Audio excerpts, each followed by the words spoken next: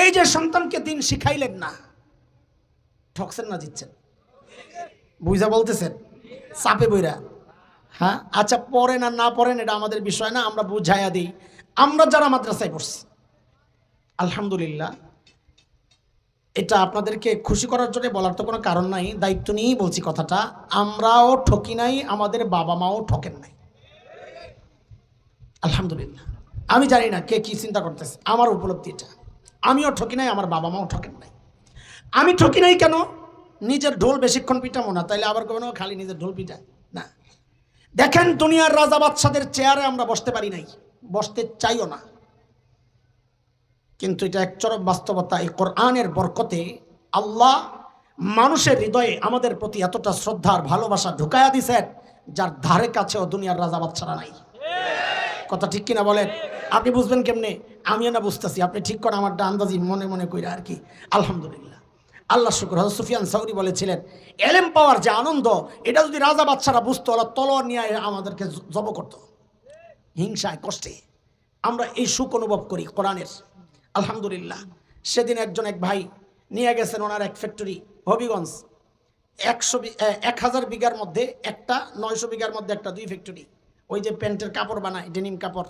ওই তো দেখতেছি আর ভাবতেছি, এই ওলা তামুদ্দান আইনাই কাইলা মামাত তানা বিহাজ, এগুলো দেখা আফসোস করো না, আল্লাহ তোমারে যে নেয়ামত দিছে কিছুই না ঘোরার ঠিক। কথা ঠিক কিনা বলেন? আলহামদুলিল্লাহ, আলহামদুলিল্লাহ। আমার মা বাবাও ঠকেন নাই। কেন কেন ঠকেন নাই? দেখেন, আমি তো ছোট মানুষ, আমল কম। আমার জায়গা থেকে আমি বলছি, আমার এমন কোনো দিন যায় বলে আমার মনে পড়ে না যেদিন আমি বলি না রব্বির হামহুমা কামা রব্বায়ানি সগীরা। তা আমার মা বাবা দিচ্ছেন না, ঠকছেন। শুধু কি তাই, আমার আবার কিছু পাগলামি আছে, পাগলা টাইপের। কুমিল্লা দাউদকান্দি আমাদের গ্রামের বাড়ি, ওখানে একটা মাদ্রাসা আছে। আমার মা বাবার কবর ওই মাদ্রাসার পেছনে। এত ব্যস্ততা, কত ব্যস্ততা এটা আপনারা বুঝবেন না। আমার সাথে কেউ থাকলে 1 সপ্তাহে মারা যাবে, বলে এই লোক বেঁচে আছে কেমনে, আল্লাহ বাঁচায় রাখছে। এই ব্যস্ততার মধ্যেও মাঝে মধ্যে ওই গ্রামের বাড়িতে চাই, যা কি করি জানেন? আর তারা কি সৌভাগ্যবান, আমার মনে হয় তারা কি সৌভাগ্যবান। বাবা মায়ের কবর পাশাপাশি, ওই 2 জনের মাথার মাঝখানে যায়, আজ একদম মাটির মধ্যে বাচ্চাদের মতো বসে পড়ি, বসে কিছুক্ষণ আল্লাহর কালামের তিলাওয়াত করি। কইরা ওঠার সময় শুধু বলি, ও আল্লাহ, এই যে তোমার কালামের তিলাওয়াত করলাম, এই মানুষগুলার উসিলায়, এই মানুষগুলা শিখাইছেন বলেই পড়তিস।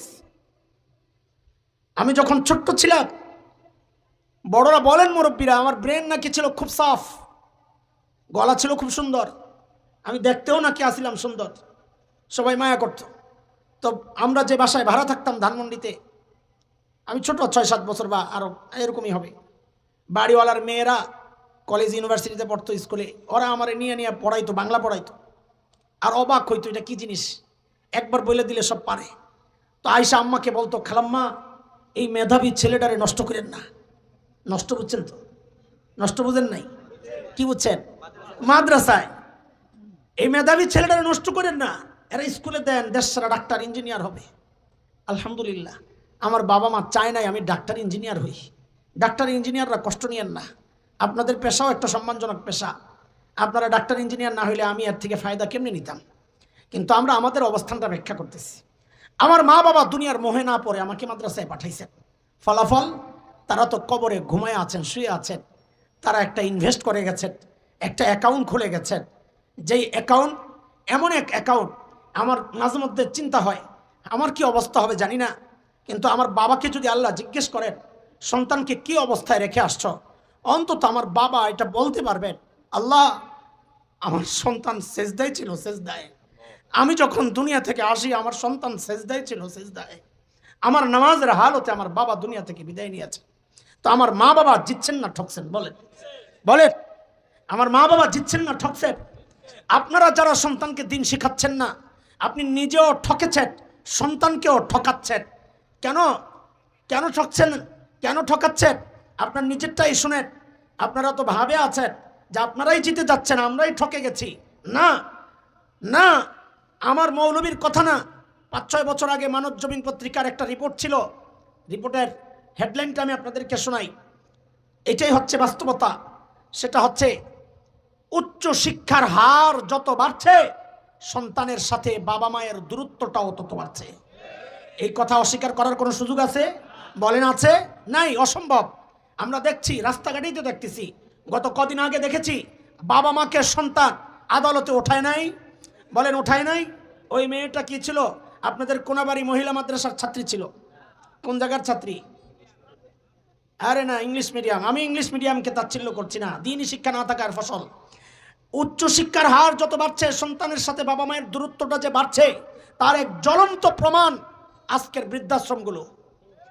আপনি ইউটিউবে সার্চ দেন বৃদ্ধাশ্রম ঈদের দিন, এইরকম কিছু একটা লেখা নেই। ঈদের দিনের এক ডকুমেন্টারি আসছিল আমার হাতে আরো 4-5 বছর আগে। এক বৃদ্ধাশ্রমে গেছে সাংবাদিকরা, কোন টেলিভিশন আমার মনে নেই, যায়া সাক্ষাৎকার নিচ্ছে ঈদ কেমন কাটতেছে। আহারে বুড়া বুড়ি একা একা বসে বসে সেমাইনা ফিন্নি খাচ্ছে।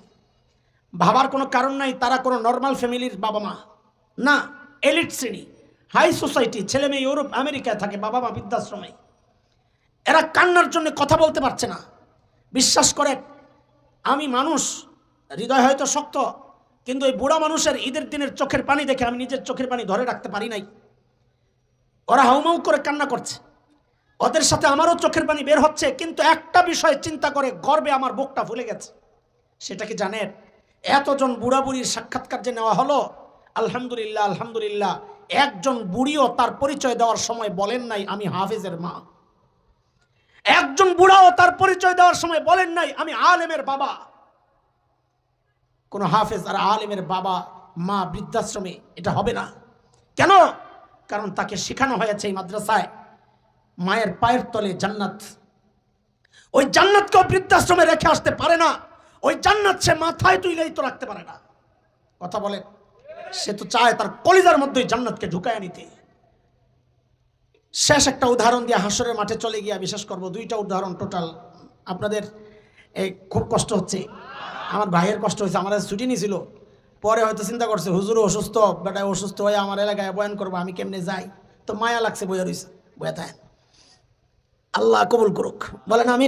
আল্লাহ সুস্থ করে দেন। আমার মসজিদ সায়েন্স ল্যাবরেটরি একসময় ধানমন্ডি ছিল, এখন নিউ মার্কেট। রাস্তার এই পাশে ধানমন্ডি, ওই পাশে নিউ মার্কেট। তো একসময় গোটা ঢাকার মূল ছিল প্রাণ ওইটাই, ওই এলাকাটা।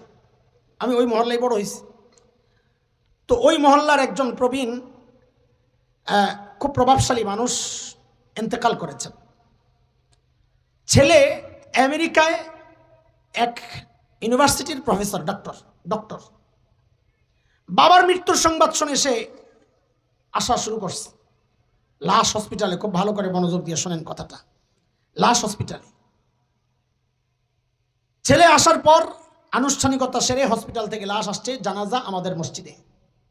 এলাকার মুরব্বীরা আমাকে বলল, বাবা এই লোক তোমার বাবার সাথে চলতেন। আমার বাবাও, আমি যেই মসজিদে, ওই মসজিদে আমার বাবা ছিলেন 44 বছর, 44 বছরের খতিব। আমি আছি 24 বছর। টোটাল আমাদের ওই মসজিদে, একই মসজিদে খেদমত 68 বছর। ওই জায়গায় আমার ছেলে এখন তারাবি পড়ায়, মানে 3য় জেনারেশনের খেদমত শুরু হয়ে গেছে একই মসজিদে। মানুষ আর ছাড়ে না, আটকায় রাখছে। আলহামদুলিল্লাহ। বললেন তোমার বাবার সাথে চলা মানুষ, জানাজাটা তুমি পড়ালে পারিবারিকভাবে ওরা খুশি হবে। ঠিক আছে, আমি তো এমনি দিনে থাকি না আমাদের মসজিদ এলাকায়, জুমার দিন যাই শুধু।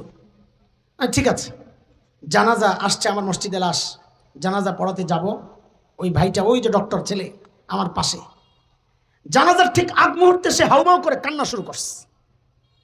আমি তো অবাক হওয়ার কারণ হচ্ছে, এই টাইপের মানুষ যারা দেশ বিদেশ শুধু ঘুরেছে, আমাদের উপলব্ধি তাদের কেন যেন চোখের পানি শুকায়া যায়, চোখে পানি থাকে না, একটু শক্ত হয়ে যায় দিল। তার হাউমাউ করে কান্না দেখে আমি অবাক হয়ে তাকে সান্ত্বনা দিচ্ছি, যেহেতু ছোটবেলায় একসাথে বড় হয়েছে। ভাই, আপনার বাবা চলে গেছেন, খারাপ লাগছে। আমারও তো বাবা নাই, মা নাই। একদিন আপনিও থাকবেন না, আমিও চলে যাব। ধৈর্য ধরেন। ভদ্রলোক আমাকে বলেন কি জানেন? আরো অবাক করে দিয়ে বলেন, হুজুর বাবা মারা গেছে, আমি তো সেই জন্যে কান্না করছি না। আমি তো আরো অবাক হয়ে গেছি। বলে কি? তো কেন কান্না করছেন? বলে আমি বাবাকে কিছু প্রশ্ন করছি, বাবা তো উত্তর দিচ্ছেন না। কি প্রশ্ন করছেন? বলে আমি বাবাকে জিজ্ঞেস করছি, ও বাবা, আমাকে সর্বোচ্চ লেখাপড়া করানোর জন্য তুমি তোমার জীবন যৌবন শেষ করেছ, তোমার কামাই রোজগার সব খরচ করেছ, তোমার সুখ কোরবানি করেছ, হয়তো তুমি সফল হয়েছ, সর্বোচ্চ শিক্ষায় আমাকে শিক্ষিত করেছ হয়তোবা, কিন্তু বাবা এখন তোমার লাশ সামনে, আমি জানাজা পড়ব, ও বাবা আমাকে তুমি এখন জবাব দাও, এত কিছু শিখাইলা কিন্তু তোমার জানাজায় কি পড়বো বাবা এইটা কেন শিখাইলা না, জবাব দাও। গর্ব করেন না? গর্ব করেন? আরে গর্ব তো করবে হাফেজের বাবা, গর্ব তো করবে আলেমের বাবা। যে সন্তান বাবা মায়ের জানাজা পড়ানোর যোগ্যতা রাখে না, ওই বাবা মার আর যাই হোক গর্ব করা সাজে না, গর্ব করা সাজে না। সন্তানকে খুব আদরে আহ্লাদে লালন পালন করছে বাবা মা, যে ঘরে সন্তান নামাজ পড়ে না, ওই সন্তানের সামনে আপনি খাবার দেন কি হিসাবে, পারেন কিভাবে? আর যে ঘরে আল্লাহর কালামের তিলাওয়াত হয় না, ওই ঘরে আপনারা ঘুমান কেমনে, ঘুম আসে কেমনে? কোন দিল নিয়ে আপনারা আছেন? এত আহ্লাদে যে সন্তানকে লালন পালন করছেন, নামাজের জন্য ডাকেন না, দিন শেখার মেহনত করেন না, রাস্তায় উঠায়া দেন না, মনে রাখবেন নিজের ক্যারিয়ার শেষ করেছেন যেই সন্তানের পেছনে, ওই সন্তান হাসরের মাঠে আল্লাহর আদালতে দাঁড়ায়া আপনার জান্নাতি ক্যারিয়ারটারে শেষ করে দিবে। আমার কথা না, আমার কথা না, এটা কোরআনের কথা। সূরা আহজাবের শেষ দিকে পড়েন, সন্তান আল্লাহর আদালতে দাঁড়ায়া যাবে, অধীনস্থরা আল্লাহর আদালতে দাঁড়ায়া যাবে, কর্মীরা আল্লাহর আদালতে দাঁড়ায়া যাবে। কি বলে কোরআন বলতেছে, কি বলে দাঁড়ায়া যাবে? রব্বানা ইন্না আতানা সাদাতানা ওয়া কুবারানা ফাআদাল্লুনা আস-সাবিলা রব্বানা আতিহিম দি'ফাইনি মিনাল আযাব ওয়ালআনহুম লা'নান কাবীরা। সন্তান আল্লাহর আদালতে দাঁড়ায় বলবে, আল্লাহ দুনিয়ায় এই মুরব্বীদের অনুসরণ করেছি, এরা আমাকে পথভ্রষ্ট করেছিল, এখন আমি ডাবল শাস্তি চাই। বলে ডাবল কেন? তাফসীর পরে বুঝেন, আগে এমনি বুঝেন। আমাকে খাওয়ানোর দায়িত্ব ছিল, খাওয়ায় নাই এক অপরাধ, পরিবর্তে বিষ খাওয়াইছে আরেক অপরাধ। এইবার তাফসীর বুঝেন। আমাকে দিন শেখানোর দায়িত্ব ছিল, শেখায় নাই এক অপরাধ, পরিবর্তে এমন এক শিক্ষা ব্যবস্থার সাথে আমাকে জুড়ে দিয়েছে, আমি নাস্তিক হতে বাধ্য হয়েছি। আমাকে দিন না শেখায় নাস্তিকতার দিকে ঠেলে দিয়েছে এই বাবা মা, সেজন্য আমি ডাবল শাস্তি চাই। এর চেয়ে আরো করুণ কথা পরের অংশটা। আল্লাহকে যেন বলছে বান্দা, সন্তান আপনি তো রহমান রহিম, দয়া আপনার দয়া, বান্দার হাউকাও চিল্লাচিল্লি চেঁচামেচি কান্নাকাটি শুনলে আপনার মায়া লাগতে পারে। দুনিয়ায় যারা আমার প্রতি রহম করে নাই, দুনিয়ায় যারা আমাকে দিন শেখায় আমার উপর অনুগ্রহ করে নাই, ও আল্লাহ আজকে আমি সেই বাবা মার জন্য কোনো রহমত, আপনার কোনো দয়া চাই না। বলে কি চাও? তো সন্তান বলতেছে ওয়ালআনহুম লা'নান কাবীরা, ওদেরকে আপনার রহমত থেকে দূরে, বহু দূরে সরায়া দেন। আরে যে সন্তান বলার কথা রব্বির হামহুমা কামা রব্বায়ানি সাগীরা, আপনার ভুলের কারণে ওই সন্তান এখন আল্লাহর কাছে আপনার বিরুদ্ধে বলছে, আল্লাহ তোমার রহমত থেকে তাদেরকে দূরে, বহু দূরে সরায়া দাও। এরপরে মনে মনে ভাবতে থাকেন আপনারাই জিতেছেন, আমরাই ঠকেছি। ভাবতে থাকেন, ভাবতে থাকেন। কে রুখবে আপনাদেরকে? এই যে স্রোত, কে রুখবে আপনাদেরকে? স্কুলে বেতন দেয়া পড়ান, আলাদা টিচার রাখেন, কোচিংয়ে পাঠান। একই বাবার দুই সন্তান আমরা দেখেছি, কোচিংয়ে পাঠাইয়া এমনি এমনি ওই এক সন্তানের পেছনে 15-20 হাজার টাকা খরচ করে মাদ্রাসায় আনলে হুজুর একটু কমায়া রাখুন যায় না? একই বাবা, একই সন্তান। পাইছেন কি? এত সস্তা হয়ে গেছে আপনাদের কাছে। এই মাওলানারা মাদ্রাসা একটা খুইলা আপনাদের কাছে ভিক্ষার হাত পাততেছে। এটা আপনাদের জন্য লজ্জা, লজ্জা, লজ্জা, এই জাতির জন্য লজ্জা। লজ্জা আমাদের না। আমি এটা না করলে অন্য কিছু করে সব মেধাবী। কোরআন যে মুখস্থ করতে পারে, মুখস্থ করতে পারে, তার মতো মেধাবী দুনিয়ায় কে আছে বলেন আপনারা? সব মেধাবী সন্তানরা চাইলে দুনিয়ার সব কাজ করতে পারত, না কইরা মাদ্রাসায় পড়ে আছে কেন? মাল কামাইতে। আর এর চেয়ে বেশি মাল আজকে ঢাকায় একটা হুন্ডা নিয়ে কামায়, একটা প্রাইভেট কার ওভারে চলে, এর চেয়ে অনেক বেশি কামায়। কিন্তু তারা এই জাতির জন্য চিন্তা করে, এই জাতিকে যেন জান্নাতের রাস্তায় উঠায় দিতে পারে, এটাই হচ্ছে তাদের মূল উদ্দেশ্য। 2 টাকা দান করে মনে করেন না বড় উপকার করছেন, 2 টাকা দান করে আপনি কিছু দায় নিজের কাঁধের থেকে সরাইছেন, কারণ হাসরের মাঠে আপনাকে আল্লাহর আদালতে দাঁড়াইতে হবে। আল্লাহ তাআলা আমাদেরকে সহি বুঝ দান করেন, প্রত্যেকে নিজের অধীনস্থকে দিন শেখানোর তৌফিক দান করেন। ভাই আপনি ডাক্তার বানান, আমাদের কোনো আপত্তি নাই। আপনি ইঞ্জিনিয়ার বানান না সন্তানকে, আমার কি আপত্তি, যা মনে চায় বানান, কিন্তু দিনই শিক্ষাটা একটু দিয়ে দিয়েন, তাইলে হবে কি ও ইঞ্জিনিয়ার হবে, রডের বদলে বাঁশ ঢুকাবে না, ঠিক আছে না? ও ডাক্তার হবে, পরীক্ষার নামে রোগীকে জবেহ করবে না, ঠিক কিনা বলেন? হ্যাঁ, দিনদার ইমানদার ডাক্তার যদি হয়, ইমানদার ইঞ্জিনিয়ার যদি হয়, তারা দেশের সম্পদ হবে, সম্পদ। আলহামদুলিল্লাহ, আপনার নিজের নাজাতের ওসিলা হবে ইনশাআল্লাহ। আল্লাহ তাআলা আমাদের প্রত্যেকের সন্তানকে আমাদের নাজাতের ওসিলা বানায়া দেন। উঠেন না, উঠেন না, শেষ 2টা কথা বলি, একটা পড়া দিয়ে দিই, একটা পড়া দিয়ে দিই। যা বলছি বুঝে আসছেন, যা বুঝাইতে চেষ্টা করছি আর কি, বুঝতে পারছেন? আমার তো মনোযোগ কম ছিল, ওই যে আসতে দেরি হইলে মেজাজ খারাপ হয়ে যায়। এই বগুড়ায় বসে রয়েছে 1 ঘন্টার কাছাকাছি। আবার ওই যে রাহাবার পাঠাইছেন যারা, ওনারা বলেন নাই যে ব্রিজের নিচে দিয়ে আইসেন, আমরা তো ওই যে উপর দিয়ে উঠে ওই মাথায় গেছি, ওই মাথায় যাই আর শুনতেছি যে এদিকে, আবার ঘুরা এদিক দিয়ে আইসি, ওনারা আবার গেছে কেমন হয় ওদিকে, আবার ওনারা আস্তে আস্তে সুবহানাল্লাহ, খালি এরকম দৌড়াদৌড়ি হয়েছে কতক্ষণ কোনাবাড়ি ব্রিজের নিচে। আল্লাহর শুকর, আল্লাহ তাআলা যা চাইছেন, একটু দেরিতে খাওয়াবেন, এটা আল্লাহর মর্জি, আমি কি করব। যেটা বলতে নিছি, ওই জন্য ওই মন মেজাজ যদি ভালো না থাকে, কথা বইলা মজা লাগে না। আর একটু সুন্দর করেও হয়তো বলতে পারতাম, রাগ করে করে বলছি কথাগুলো, হাড়ে মাফ করে দিয়েন, কোনো কথা নাই, কষ্ট পেলে মাফ করে দিয়েন। আমাদের ঠেকানা এটা আপনাদেরকে এইভাবে বলা, বলতেছি আফসোসের আগুন জ্বালাইতে। তো এই জন্যে 5টা অঙ্গীকার করে যাব এখান থেকে ইনশাআল্লাহ। বলেন ইনশাআল্লাহ, ইনশাআল্লাহ। 1 নাম্বার, আমার সাথে সাথে বলবেন, বলেন সবাই শুদ্ধ কোরআন শিখবো ইনশাআল্লাহ। সবাই সবাই নিজে, নিজের ঘর, আপনজন, পরিবার, স্ত্রী, সন্তান সবাইকে শেখাবো, ঠিক আছে ইনশাআল্লাহ। আমার ঘরে এমন একজন সদস্য থাকবে না যে শুদ্ধ কোরআন পড়তে পারে না, ইনশাআল্লাহ, ইনশাআল্লাহ, ইনশাআল্লাহ। 2 নাম্বার, কোরআন শুদ্ধ করে শিখলাম কিন্তু গিলাফে বইরা চিপায় ঢুকায় রাখলাম, এটাও যেন না হয়। নিয়মিত কোরআন আল কারীমের তিলাওয়াত করব, প্রতিদিন ঘরের মধ্যে একটু হইলেও তিলাওয়াত করব, বরকত আসবে ভাই, বরকত আসবে। তো 2 নাম্বার, নিয়মিত তিলাওয়াত করবো ইনশাআল্লাহ। কয়টা গেল বলেন তাড়াতাড়ি? 1 নাম্বার, সবাই শুদ্ধ কোরআন শিখবো, নিয়মিত তিলাওয়াত। 3 নাম্বার, কোরআন অনুযায়ী চলবো, কোরআনের বিরুদ্ধে যাব না ইনশাআল্লাহ। এইটা আরেকটু বিস্তৃত হবে আমার আশা, সেটা হলো সবসময় সবাই দিলের মধ্যে লালন করবেন, আল্লাহ এই জমিনকে তুমি কোরআনী শাসনের জন্য কবুল করো। না কষ্ট লাগবে? না বলবেন যে আমরা শরিয়ান চাই না? আপনি চাইলে কি না চাইলে কি, আল্লাহ যখন চাইবে এমনি হয়ে যাব, ঠিক আছে না কথা? আফগানিস্তানে হয়েছে না, আপনারা চাইছিলেন? আপনারা চান নাই, আপনারা কেন, আপনাকে বড়রাও চায় নাই, আমেরিকাও চায় নাই, জাতিসংঘ চায় নাই, গোড়ার ডিম তো চাওয়া দিয়া কি আসে যায়, হেরা 5 পয়সার দাম দেয় না তো করে বেটা এই মোল্লারা। কোরআনী শাসন যেন জমিনে জারি হয়ে যায়, এই জন্য দোয়াও করবেন। তাহলে 3টা গেল। 1 নাম্বার, শুদ্ধ কোরআন শিখবো, নিয়মিত তেলাওয়াত করব, কোরআন অনুযায়ী চলবো। 4 নাম্বার, কোরআনওয়ালাদেরকে ভালোবাসবো। কোরআনওয়ালা কারা? আলেমরা। আলেমদের দিকে আমরা তাকাবো ইমানের চশমা লাগাইয়া। কোন চশমা ভাই? দলীয় চশমা না। দলীয় চশমা লাগাইলে দেখবেন আমার নেতায় কয় একটা, হুজুরে কয় আরেকটা, এই হুজুর বালা না, ঠিক নি কথা?